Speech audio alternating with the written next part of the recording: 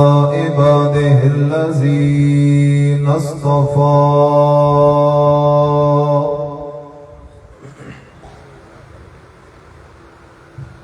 خصوصا على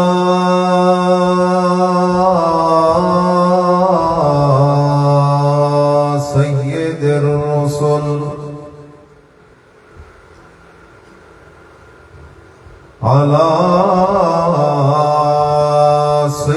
الرسل وخاتم الأنبياء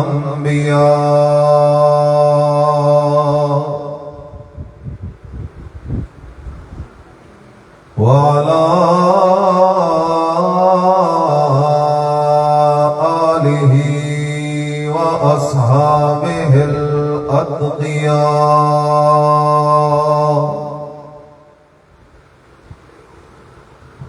أما بعد فأعوذ بالله من الشيطان الرجيم.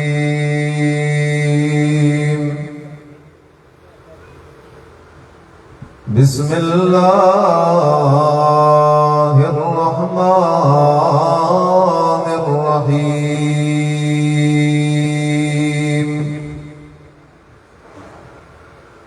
إن الذين قالوا ربنا الله ثم استقاموا تتنزل عليهم الملائكة ألا تخافوا ولا تحزنوا وأبشروا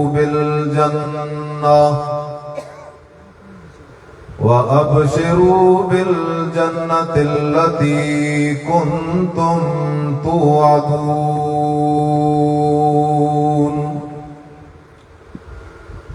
سبحان ربك رب العزة عما يصفون وسلام على المرسلين والحمد لله رب العالمين.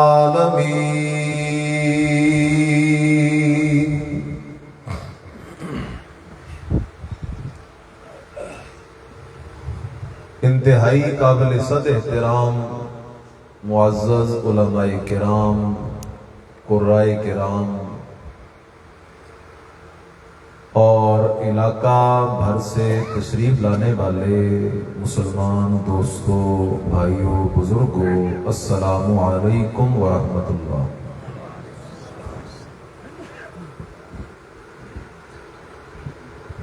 گفتگو سے قبل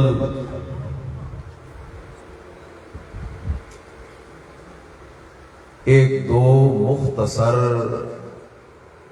گزارشات پیش کرنی ہے.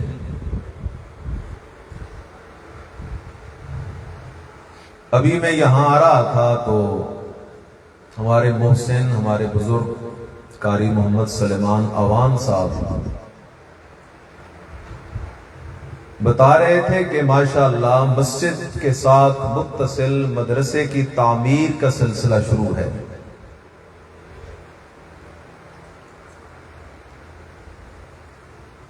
آج مغرب نے ایک مخصوص انداز میں محنت کی کہ کئی ایسے مسلمان کہلانے والے لوگ بھی آپ کو ملیں گے جو مسجد، مدرسہ، علماء، طلباء، داڑھی پگڑی والوں سے بیزار نظر آتے ہیں.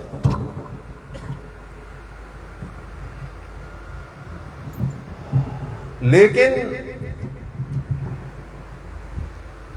جو دیندار دوست احباب بھی ہیں، ان کا ذوق شوق بھی صرف مسجد کی حد تک ہوتا ہے. ہم نے کئی دفعہ دیکھا، میں جی کچھ پیسے اللہ کے راستے میں لگانا چاہتا ہوں، اچھا بھائی فلاں مدرسہ ہے، تعمیر ہو رہی ہے، وہاں لگا دو. نہیں جی کوئی مسجد ہو تو بہتر ہے. حالانکہ یاد رکھو نبی کریم صلی اللہ علیہ وسلم نے مدینہ تشریف لا کر جہاں مسجد نبوی کی بنیاد رکھی تو 7 اصحاب صفہ کی بنیاد رکھی. مدرسہ کی مثال ہے فیکٹری کی. یہ حق کو علماء قراء مجاہدین تیار کرے گا تب دین کے شارع شعبوں کے اندر دین کی خدمت ہوتی رہے گی. تو اس نسبت سے بھی بڑی سعادت کا موقع ہے. نمبر 2، آج ہماری جماعت کے عظیم مبلغ استاذ العلماء حضرت مولانا علامہ احمد شعیب خان صاحب حفظہ اللہ تعالی 3 سالہ پابندی کے بعد دعوت توحید و سنت کے سفر کا آغاز کرنے لگے ہیں. ہم سب رب کے دربار میں دعا گو ہیں. اللہ ان کو تا دم آخر توحید کے ترانے سنانے اور ہم سب کو سننے کی توفیق نصیب فرمائے. تیسری بات، میں خود ایک طالب العلم ہوں. اس نیت سے آیا ہوں کہ توحید والوں کے سنگ کچھ دیر مل کے بیٹھ جاؤں گا، اللہ ان کے ساتھ ساتھ میری بھی بخشش فرما دے گا. ایک سوال سے گفتگو شروع کرنا چاہتا ہوں. سوال یہ ہے کہ کامیابی کی خواہش تو ہر بندہ رکھتا ہے، لیکن کامیاب انسان کون ہے؟ ہر بندہ یہ خواہش، یہ طلب رکھتا ہے کہ میں کامیاب ہو جاؤں، لیکن سوال یہ ہے کہ کامیاب انسان کون ہے؟ کیا کامیابی کسی بڑے عہدے، کرسی، بادشاہت اس کا نام ہے؟ تو رب کے قرآن کے قریب آؤ گے تو رب کے قرآن نے بڑے بڑے بادشاہوں کا ذکر کیا جن کے پاس بادشاہت تو تھی لیکن ایمان نہیں تھا. دنیا داروں کی نظر میں وہ بادشاہ تھے اور دین داروں کی نظر میں وہ دنیا کے بھکاری تھے. لہذا کامیابی کا دار و مدار عہدہ نہیں. پھر سوال پیدا ہوتا ہے، کیا کامیابی زیادہ مالدار ہونے کا نام ہے؟ آج ہمارے معاشرے کے اندر بھی چونکہ مادہ پرستی کا دور ہے، جس بندے کے پاس 2-4 پیسے اکٹھے ہو جائیں، چاہے وہ سود خور ہو، چاہے وہ حرام خور ہو، چاہے اللہ کی توحید سے بالکل دور ہو، نماز سے، روزے سے، دین کے باقی معاملات سے بالکل بے خبر ہو، تو لوگ کہہ دیتے ہیں جی اس سے اللہ بڑا ہی راضی ہے. حالانکہ میرے عزیز قرآن نے ایک بڑے مالدار قارون کا تذکرہ کیا ہے. بڑا مالدار ہے لیکن ناکام ہو کے گیا. پھر سوال پیدا ہوتا ہے، کیا کامیابی کا دار و مدار کوئی نسبت ہے؟ کیا ہم نسبت کی وجہ سے کامیاب ہو جائیں گے؟ صدیقی نسبت لگا لیں، فاروقی نسبت لگا لیں، عثمانی نسبت نکالیں، حیدری نسبت لگا لیں، گولڑوی نسبت لگا لیں، تو میرے عزیز خیال کر صرف نسبت سے بھی کچھ نہیں بننا. صرف نسبت سے بھی کشتی کنارے نہیں لگے گی. کنعان بیٹا ہے حضرت نوح علیہ السلام کا، پیغمبر کا بیٹا، جہنم جائے گا. آزر بابا ہے حضرت ابراہیم علیہ السلام کا، جہنم جائے گا. نوح علیہ السلام اور لوط علیہ السلام پیغمبروں کی بیویاں، جہنم جائیں گی. اتنے قریبی رشتے ہیں نبیوں کے ساتھ. آج تو ہم لوگ خوش ہیں نا کہ ہماری پیروں سے نسبت ہے. اور بھائی پیروں کی بات بعد میں نبیوں کی بات کر رہا ہوں. لیکن وہ نسبت کام نہیں آئی. پھر سوال پیدا ہوتا ہے کیا صرف محض اعمال کرتے جانا، نمازیں پڑھنا، روزے رکھنا، حج کرنا، نوافل پڑھنا، صدقات خیرات کرتے جانا، اعمال پہ اعمال کیے جانا اور عقیدے کی کوئی پرواہ نہ کرنا، کیا یہ محض اعمال نجات کا ذریعہ بن جائیں گے؟ تو خیال کر قطعاً نہیں. اس لیے کہ اعمال تو مشرکین مکہ بھی بڑے کیا کرتے تھے، لیکن جب تک عمل کے ڈھانچے میں ایمان والی روح نہیں پڑ جاتی اس وقت تک کوئی عمل اللہ کے دربار میں قبول بھی نہیں ہوتا. اب سوال یہ پیدا ہوتا ہے عہدے میں کامیابی نہیں، مال میں کامیابی نہیں، محض نسبت میں کامیابی نہیں، محض اعمال میں کامیابی نہیں، تو پھر سوال ہے کہ آیا کامیابی ہے کس بات میں؟ تو اللہ کے قرآن کے قریب آ. اللہ کا قرآن تیرا میرا رخ اس طرف کر دے گا جس طرف کامیابی والی منزل ہمیں مل جائے گی. کامیابی کس بات میں ہے؟ بسم اللہ الرحمن الرحیم.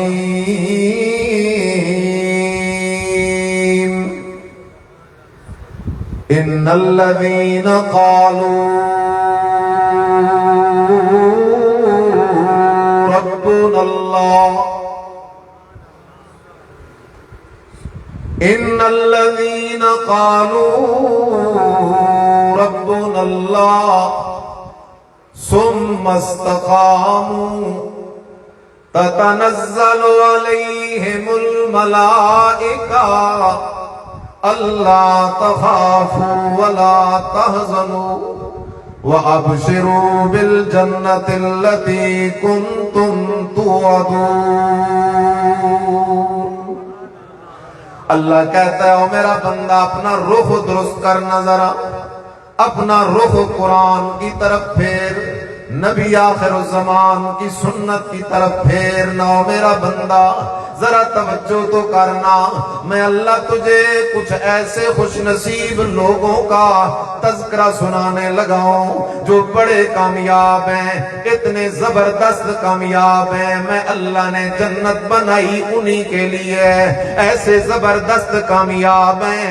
نحن اولیاؤکم فی الحیات الدنیا وفی الآخرہ، جن کا میں اللہ آپ سرپرست ہوں، جن کا میں اللہ آپ دوست ہوں. اور وہ ایسے لوگ ہیں جنت کے اندر جا کے جو مانگتے جائیں گے وہ ملتا جائے گا، جو چاہتے جائیں گے وہ ملتا جائے گا. اور ان کے لیے میں اللہ نے مہمان نوازی کا بندوبست کر رکھا ہے. میزبان اللہ ہوگا، مہمان یہ بندہ ہوگا. جنت اللہ کی ہوگی، جس چیز کی دل سے خواہش کرے گا اللہ موجود کر دے گا، جس چیز کا آرڈر دے دے گا اللہ جھولی میں ڈال دے گا. لیکن سوال پیدا ہوتا ہے اتنی بڑی کامیابی ملی کیسے؟ فرمایا ان الذین قالوا ربنا اللہ، جو لوگ دنیا کی زندگی میں اللہ کو پہچان لیں گے وہ لوگ آخرت میں کامیاب ہو جائیں گے. اس لیے خیال کرو میرے عزیزا، بیوی فرعون کی آسیہ کامیاب ہو گئی اس لیے کہ اس نے اللہ کی پہچان کر لی ہے. رجل مومن ہے کامیاب ہے اس لیے کہ اس نے اللہ کی پہچان کر لی ہے. صاحب یاسین ہے کامیاب ہے اس لیے کہ اس نے اللہ کی پہچان کر لی ہے. اور دوسری طرف سے آرہ خیال تو کرنا، باپ ابراہیم خلیل اللہ کا ہے، بیٹا حضرت نوح علیہ السلام کا ہے، بیوی حضرت نوح علیہ السلام کی ہے، بیوی حضرت لوط علیہ السلام کی ہے، پیغمبروں کے رشتہ دار ہیں لیکن ناکام ہو گئے اس لیے کہ اپنی زندگی میں اللہ کی پہچان نہ کر سکے۔ اور خیال کر مشرک وہ ہوتا ہے جسے اللہ کی پہچان نہیں ہوتی۔ آج ذرا اللہ کی پہچان کریں۔ اللہ کا قرآن کیا کہنے لگا ہے؟ فرمایا ان الذین قالوا ربنا اللہ، وہ لوگ جنہوں نے دل سے سمجھ کر اقرار کر کے اپنی زبان سے اعلان کیا ربنا اللہ، ہمارا پالنہار ہے تو اکیلا کون ہے، داتا ہے تو اکیلا، دستگیر ہے تو اکیلا، حاجت روا ہے تو اکیلا، مشکل کشا ہے تو اکیلا، کھوٹی قسمتیں کھری کرنے والا ہے تو اکیلا، کھری قسمتیں کھوٹی کرنے والا ہے تو اکیلا، غیب دان ہے تو اکیلا، حاضر و ناظر ہے تو اکیلا، مشکل کشا ہے تو اکیلا، دلوں کے حال جاننے والا ہے تو اکیلا، اولاد دینے والا ہے تو اکیلا، لینے والا ہے تو اکیلا، بارشیں برسانے والا ہے تو اکیلا۔ ان الذین قالوا ربنا اللہ، فرعون کی خادمیں نوکرانی ہیں، فرعون کی بیٹی کے سر میں کنگھا دے رہی ہے، اس خادمہ نوکرانی کے ہاتھ سے کنگھا گر جاتا ہے، ایک دم اس نوکرانی کی زبان پہ آتا ہے تعس من کفر باللہ، ہلاک ہو وہ بندہ جو اللہ کی توحید کا انکار کرنے والا ہے۔ فرعون کی بیٹی کے کانوں میں اللہ کا نام جو پڑا، فرعون کی بیٹی مچلنے لگ گئی، تڑپنے لگ گئی، اس لیے کہ شرک کے بیمار کو تم گولی مار دو اسے اتنی تکلیف نہیں ہوتی جتنی تکلیف رب کی توحید کا مسئلہ سن کے ہوتی ہے۔ تڑپنے لگ گئی اور پوچھتی اپنی خادمہ سے، نوکرانی سے، اللہ کے رب غیر ابی، او میری نوکرانی، کیا میرے بابا فرعون کے علاوہ تیرا اور بھی کوئی رب ہے؟ وہ آگے سے جواب دیتی ہے ربی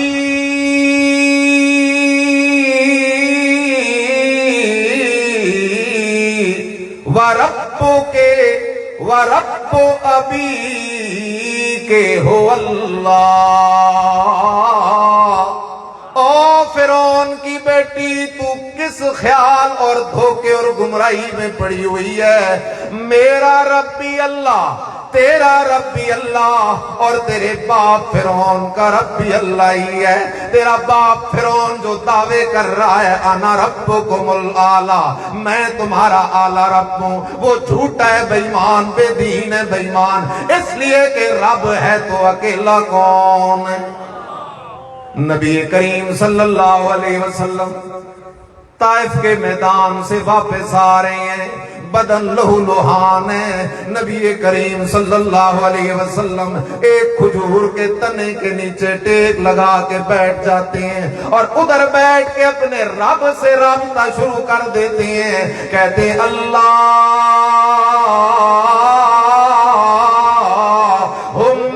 الیک اشکو ضعف قوتی وقلت حیلتی وہوانی علی الناس یا ارحم الراحمین انت رب المستضعفین وانت ربی۔ امام الانبیاء علیہ السلام اس کھجور کے درخت کے نیچے بیٹھ کے اپنے رب سے باتیں شروع کرتے ہوئے کیا انداز اختیار کرتے ہیں؟ فرمایا اللہم، اے میرے اللہ، جاگو میرے عزیز، نبی نبی ہے، خدا خدا ہے. نبی مانگنے والا خدا، نبی پکارنے والا خدا، سننے والا. اللہم اے میرے اللہ، الیک اشکو ضعف قوتی، اللہ میں تیرے ہی در میں اپنی کمزوری کی شکایت لے کے آیا ہوں. وَقِلَّتَ حِیلَتِی، اپنی بے بسی کی شکایت لے کے آیا ہوں. اللہ اکبر. وَحَوَانِی عَلَى النَّاسِ، اللہ تو نے مجھے ایسے لوگوں کے اندر نبی بنا کے بھیجا ہے، انہیں میری کوئی قدر کوئی نہیں. کوئی ساحر کہتا ہے، کوئی مجنون کہتا ہے، کوئی جھوٹا کہتا ہے، کوئی پتھر مارتا ہے، کوئی مٹی پھینکتا ہے، کوئی ریت پھینکتا ہے، کوئی میرے چہرے پہ تھوک رہا ہے، کوئی میری بیٹیوں کو طلاقیں دے رہا ہے، کوئی مجھے گالم گلوچ کر رہا ہے. مجھے کبھی شیب ابی طالب کی گھاٹی میں 3 سال تک بند کرتے ہیں. اللہم اے میرا اللہ، میں محمد کا تو تیرے سوا اور ہے ہی کوئی نہیں، اس لیے اللہ میں تیرے در پہ شکایت لے کے آیا ہوں. اپنی کمزوری کی شکایت ہے تو تیرے در پہ، اے اللہ اپنی بے بسی کی شکایت ہے تو تیرے در پہ. یا ارحم الراحمین، اے مہربانوں کے مہربان اللہ، انت رب المستضعفین. اللہ تو سارے کمزوروں کا رب ہے. اللہ میں محمد بھی بڑا کمزور پڑ گیا ہوں. انت ربی، اللہ تو ہی میرا رب ہے. فرعون کی بیٹی شکایت لے کے پہنچ گئی اپنے باپ فرعون کی عدالت میں. باپ فرعون کی عدالت میں اس نوکرانی کی شکایت لگ گئی. فرعون نے اس خادمہ کو، نوکرانی کو طلب کر لیا. دنیا والوں کی نظر میں نوکرانی ہے، لیکن میرے اللہ کی نظر میں شہزادی ہے. اور میرے عزیز، غربت کو کمزوری نہ سمجھ، غربت کو کمزوری نہ سمجھ. اس لیے کہ مکہ سے جس جوان نے آواز اٹھائی تھی وہ بھی غریب تھا. بدر، احد، تبوک، حنین میں جنہوں نے فتوحات کے جھنڈے گاڑے وہ بھی غریب تھے. اور ایک غریب حبشے کا بلال بھی تھا، چلتا زمین پہ تھا، قدموں کی آہٹ عرشوں پہ سنائی دیتی تھی. مالدار تو اپنے مال کے حساب دینے کے لیے لائن میں لگے رہیں گے. اگر یہ غریب اللہ کی پہچان کر لے نا تو پہلے نمبروں میں دوڑ کے جنت میں چلا جائے گا. لیکن اللہ کی پہچان تو کر. شکایت لگ گئی فرعون کے دربار میں، نوکرانی پیشی پہ جا رہی ہے. فرعون کا خیال تھا دب جائے گی، ڈر جائے گی. ادھر جذبات میں آ کر اس نے بیان دے دیا. دربار لگا ہے فرعون کا. فرعون پوچھتا ہے اللہ کے رب غیری، او میری خادمہ، میری نوکرانی، کیا تیرا میرے علاوہ بھی اور کوئی رب ہے؟ اللہ اکبر. آگے سے کہتی او فرعون سن لے ذرا توجہ سے، ربی وَرَبُّكَ وَرَبُّ كُلِّ شَيْءٍ هُوَ اللَّهُ، میرا رب بھی اللہ، تیرا رب بھی اللہ، اور ہر چیز کا رب اور پالنہار ہے تو اکیلا کون ہے؟ اللہ کے سوا یہ کسی کی شان کوئی نہیں. فرعون کو غصہ لگا. اور زیادہ غضبناک ہوا، اس کو قید میں ڈال دیتا ہے۔ اللہ اکبر۔ مفسرین تو عجیب عجیب باتیں لکھتے ہیں، ہاتھوں کے اندر کیلیں لگا لیتا ہے، میخیں لگا دیتا ہے، صبح سے لے کر شام تک تپتی دھوپ میں لٹائے رکھتا ہے، کبھی انگاروں پہ لٹا دیتا ہے، کبھی کوڑے مرواتا ہے، قسم قسم کی سزائیں دیے جا رہا ہے۔ لیکن اس اللہ کی نیک بندی کی نظریں تو آخرت پہ لگ گئی تھی، اسے تو یہ بات سمجھ آ گئی تھی، ان الذین قالوا ربنا اللہ ثم استقاموا۔ مسئلہ سمجھ آیا؟ ربنا اللہ کہ رب اکیلا کون ہے؟ اللہ کے سوا رب کوئی نہیں۔ پالن ہار ہے تو اکیلا اللہ، حاجت روا مشکل کشا داتا دستگیر ہے تو اکیلا کون ہے؟ اللہ کے سوا کوئی بھی رب بننے کی صلاحیت کیوں؟ اس لیے قرآن نے بنیاد کہاں سے رکھی؟ فرمایا هو الحی لا الہ الا فادعوه مخلصین لہ الدین۔ اللہ کہتا ہے او میرا بندہ، رب تو وہ ہے جو موت سے پاک ہے، جو موت سے پاک نہیں ہوگا وہ کبھی بھی تیرا رب نہیں ہو سکتا، تیرا حاجت روا مشکل کشا ہو نہیں سکتا۔ هو الحی، سدا زندہ رہنے والا ہے تو اکیلا کون ہے؟ نبی اللہ کے پیارے ضرور ہیں لیکن کوئی نبی موت سے پاک کوئی نہیں، ولی اللہ سے پیارے ضرور ہیں لیکن کوئی ولی موت سے پاک کوئی نہیں، شہید اللہ کے پیارے ضرور ہیں لیکن شہید تو ہوتا ہی ہوا ہے جس میں موت آتی ہے اس کے بدن سے روح پرواز کر کے جنت کی بہاروں میں پہنچتی ہے، اسی لیے تو اسے شہید کہا جاتا ہے۔ اس لیے قرآن نے قاعدہ بیان کیا کل نفس ذائقۃ الموت، ہر نفس نے موت کا ذائقہ چکھ کے رہنا ہے، کل من علیہا فان، ہر کسی نے فنا ہونا ہے، کل شیء ہالک، ہر کسی نے ہلاک ہونا ہے، ہلاک ہونے سے پاک ہے تو اکیلا اللہ، فنا ہونے سے پاک ہے تو اکیلا اللہ، موت سے پاک ہے تو اکیلا اللہ۔ جب موت سے پاک اکیلا اللہ تو مسئلہ سمجھ آ گیا، لا الہ الا ہو، تو پھر الہ ہے تو اکیلا اللہ، حاجت روا مشکل کشا ہے تو اکیلا اللہ، سجدے سجود رکوع طواف نظر نیاز منت منوت چڑھاوے کے لائق ہے تو اکیلا اللہ۔ جب سجدے سجود کے لائق اکیلا اللہ ہے، الہ اکیلا اللہ ہے تو فادعوہ، پکاریں سننے والا بھی ہے تو اکیلا کون ہے؟ اس لیے خیال کر، اس لیے خیال کر، ان الذین قالوا ربنا اللہ، رب ہے تو اکیلا کون ہے؟ ایک بادشاہ تھا، مسلم شریف میں حدیث آتی ہے، اور اس بادشاہ نے اپنی بادشاہی چلانے کے لیے ایک جادوگر رکھا ہوا تھا۔ اس کافر بادشاہ کا یہ نظریہ تھا کہ بادشاہی چل رہی ہے جادوگر کے جادو سے۔ جاگ رہے ہو؟ کوئی نہیں جاگ رہے؟ حالانکہ کائنات کا سارا نظام چلانے والا کون ہے؟ جادو سے نظام، تعویذ سے نظام، فوٹو لٹکانے سے نظام نہیں چلتا۔ یہ اس کافر کی سوچ تھی۔ آج ہمارا نادان مسلمان بھی اپنے دکان کے گلے میں دو چار تعویذ لگتا رکھتا ہے، کہتا ہے گاہک سے ہی آئے گا،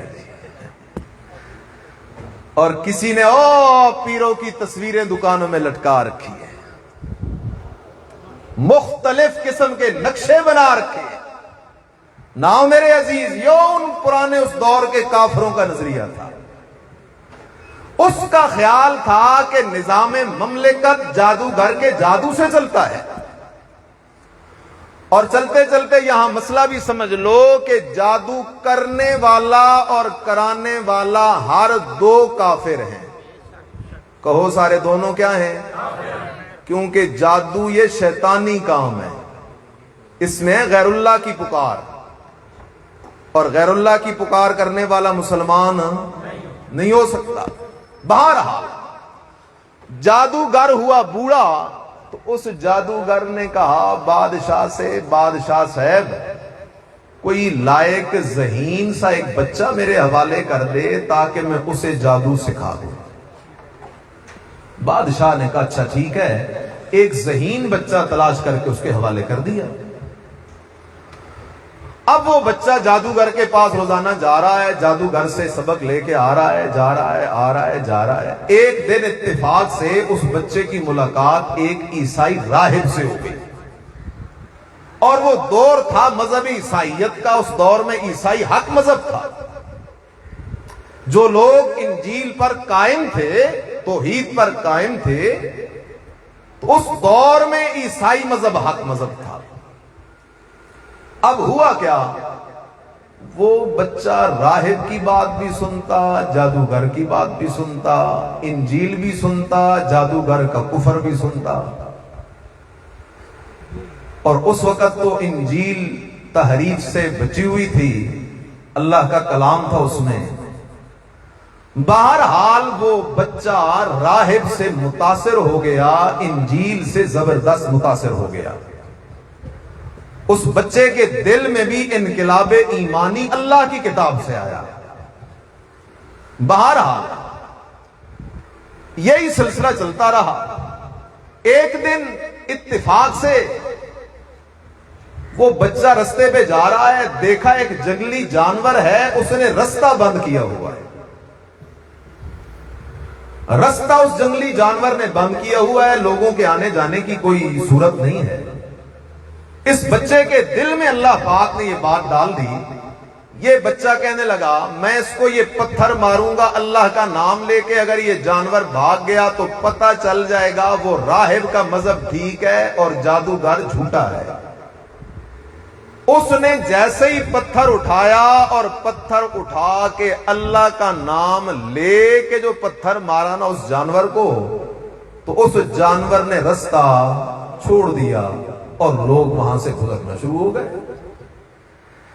اس بچے پہ اب یہ بات ظاہر ہو گئی، اسے شرح صدر ہو گیا کہ صحیح بات اور صحیح مذہب تو اس راہب کا مذہب ہے، توحید والا مذہب ہے۔ یہ اس پر پختہ ہو گیا، ڈٹ گیا اپنی اس بات پر۔ جیسے ہی اپنی اس بات پر ڈٹ گیا، پختہ ہو گیا، اللہ پاک نے اس بچے کے ہاتھ پر کچھ خرق عادت چیزیں ظاہر کر دیں۔ بیمار کو یہ ہاتھ لگاتا اسے شفا مل جاتی، اندھے کو ہاتھ لگاتا اس کی نظر لوٹ کے آ جاتی، کوڑ اور برس کے بیمار کو ہاتھ لگاتا ان کی بیماریاں چلی جاتی۔ ادھر جو اس وقت کا بادشاہ تھا اس کا ایک وزیر تھا اور وہ تھا اندھا۔ اس کو جب پتہ چلا اس بچے کا تو وہ بھی بھاگے بھاگے پہنچا، تحفے ہدیے شکرانے نذرانے لے کر، اور اس بچے کو آ کر کہتا ہے کہ اگر تو مجھے شفا دے دینا تو یہ سب کچھ تیرا ہے۔